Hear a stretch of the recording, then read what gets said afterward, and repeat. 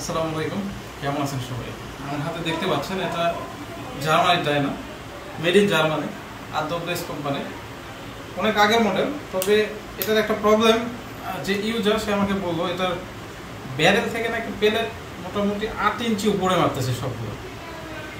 আমরা এটা চেক করব, চেক করে দেখবো। আগে ফার্স্ট টেম্পারিং করবো, কোথাও ব্যারেল বাঁকা আছে কিনা, তারপর পুরোটা চেক করে দেখবো যে ঠিক হয় কিনা। তারপর আবার দেখছি যে এর ভিতরে যেটা আছে পেলেটটা, ব্যারেলের ভেতর থেকে দিলে এবার বোঝা যাবে যে ব্যারেলটা ঠিক আছে কিনা। কিন্তু কিছু জায়গায় যে আপনার ফ্রি ঢুকতেছে প্লেটটা, এই যে বের হয়ে যাচ্ছে, তারপরে যাচ্ছে।